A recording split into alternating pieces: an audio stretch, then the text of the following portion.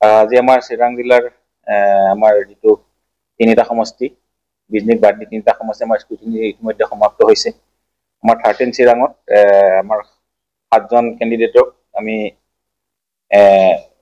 তেওঁলোকক একচেপ্ট কৰিছোঁ। 28খন nomination valid হৈছে। 7জন হৈছে আপোনাৰ 13 চিৰাঙত, আপোনাৰ 14 চিৰাঙত এডুৱাৰ এছটিত টোটেল একচেপ্ট হৈছে আপোনাৰ 7জন, তাৰে এজন ৰিজেক্ট হৈছে। তাৰপিছত আপোনাৰ 15 কাজল গাঁৱত 5জনে কৰিছিলে, 5জনে ভেলিড হৈছে, তেওঁলোক আটাইকেইজনক আমি একচেপ্ট কৰিছোঁ নমিনেশ্যন। আৰু চিৰাঙৰ দুৱাৰত এজন আমাৰ ৰিজেকশ্যন হৈছে।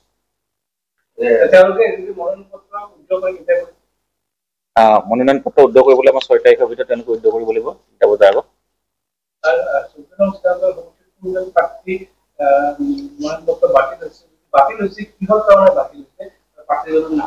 আমাৰ 14 চিৰাং দুৱাৰ এছটি কনষ্টিটুৱেঞ্চিত আমাৰ 8জন আছিলে, 8জনৰ 7জন ভেলিড হৈছে, এজন আমাৰ ৰিজেকশ্যন হৈছে। ৰিজেকশ্যন হোৱাজন হ'ল চাংগ্ৰাং ব্ৰহ্ম, তেখেতে ইণ্ডিপেণ্ডেণ্ট কেণ্ডিডেট হিচাপে প্ৰতিদ্বন্দ্বিতা প্ৰাৰ্থী হিচাপে আগবঢ়াইছিল। তেওঁ নমিনেশ্যন কেঞ্চেল হোৱাৰ কাৰণটো হ'ল তেখেতে এফিডেভিটত তেওঁ ছ'চিয়েল ৱৰ্কাৰ বুলি এফিডেভিটত শ্ব' কৰিছিলে, আৰু ইন দি মিন টাইম তেওঁ ইনকাম বিজনেছ বুলি শ্ব' কৰিছিল, আৰু তেওঁ বড়োলেণ্ড ইউনিভাৰ্চিটিত লাইব্ৰেৰিয়ান হিচাপে কৰ্মৰত আছিলে, আৰু তেওঁ তাতে এক্সট্ৰাঅৰ্ডিনাৰী লিভ এখন আমাক এপ্লিকেশ্যন দিছিল। কিন্তু তেওঁ কোনো ধৰণৰ এই ডিপাৰ্টমেণ্টৰ পৰা ৰেজিগনেশ্যন লোৱা নাই।